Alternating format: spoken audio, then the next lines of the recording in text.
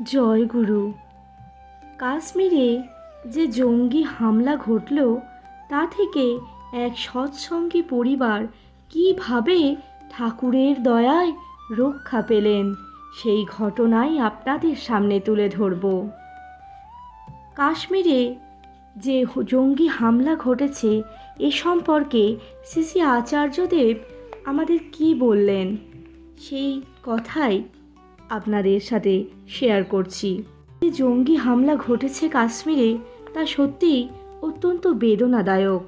এখন আমাদের চারপাশে হিংসা, বিদ্বেষ, হানাহানির ঘটনা প্রায়শই ঘটে চলেছে।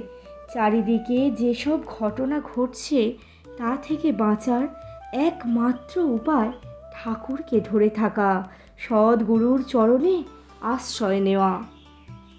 ঠাকুর বললেন, সৎসঙ্গ মানে হলো সৎ বা একা শক্তিতে যার মন পূর্ণ থাকে, সেই সৎ বা সতী।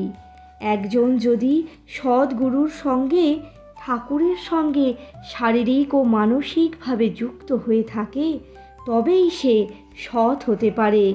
আর সৎসঙ্গী মানেই সতে সংলগ্ন থাকে, যে শক্ত হয়ে যুক্ত থাকে। যে যখন কোনো মানুষ সতে সংলগ্ন থাকে তখন তার ইচ্ছেগুলোও সেই সতের দ্বারাই পরিচালিত হতে শুরু করে। সেই সতই তার জীবনের দিক নির্দেশ করতে শুরু করে। আর এই সতে সংলগ্ন হওয়ার জন্য চাই অঙ্গীকার, চাই সংকল্প যে আমি থাকব তোমার সাথে। ঠাকুরকে ধরে থাকলে, সতে সংলগ্ন থাকলে কিভাবে ঠাকুর আমাদের আগলে রাখেন এমন কিছু ঘটনার কথা আজ বলবো। আজ পরম পূজ্যপাদ শ্রী শ্রী আচার্যদেব কাশ্মীরের ঘটনা নিয়ে কথা তুলে বললেন, এক গুরুভাই গেছেন ফ্যামিলি নিয়ে। তাদের নাকি ঘটনার দিন ওই জায়গাতেই যাওয়ার কথা ছিল। তারা হঠাৎ কি মনে করে ভেবে নিল যে একদিন রেস্ট করে পরের দিন সেখানে যাবেন। ঠিক সেই দিনই কাশ্মীরে ঘটে গেল সেই ঘটনা। তারা কাশ্মীরে যাওয়ার আগে ঠাকুর বাড়ি ঘুরে গিয়েছিলেন এবং আচার্যদেবের কাছে নিবেদনও করে গিয়েছিলেন। এই যে তারা গুরুর সাথে যুক্ত, এইখানেই তাদের সব থেকে বড় শক্তি। এবং তারা হঠাৎই যাওয়ার প্ল্যান ক্যান্সেল করে দিল আর ঠিক করলো একদিন রেস্ট নিয়ে পরের দিন যাবেন। আবার কিছুদিন আগেরই ঘটনা, করমণ্ডল এক্সপ্রেসের সঙ্গে আরেকটি এক্সপ্রেস ট্রেন এবং একটি মালগাড়ির একসঙ্গে মুখোমুখি এক ভয়াবহ সংঘর্ষ ঘটেছিল।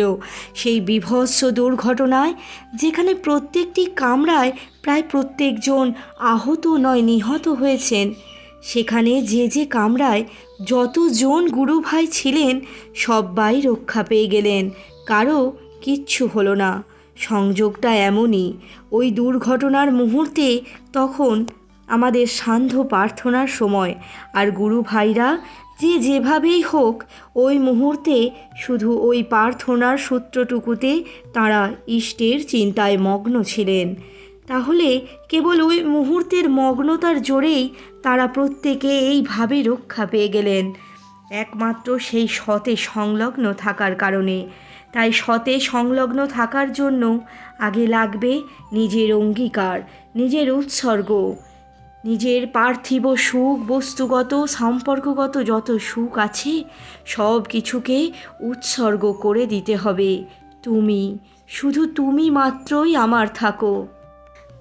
প্রত্যেকের জীবনেই এই জন্যই গুরুকে ধরা উচিত এবং তার কথা মতো চলাই আমাদের জীবনের লক্ষ্য হওয়া উচিত। সৎ চিন্তায় নিমজ্জিত থাকো, সৎ কর্ম তোমার সহায় হবে এবং তোমার চতুর্দিক সৎ হয়ে সকল সময় তোমাকে রক্ষা করবেই করবে। তিনি আমাদের ধরেই আছেন, শুধু আমরাই আমাদের এই অহংকারের চোখে তাকে দেখতে পাই না। তাই তিনি এই সব ঘটনার মাধ্যমে আমাদের বুঝিয়ে দেন তাঁর উপস্থিতি।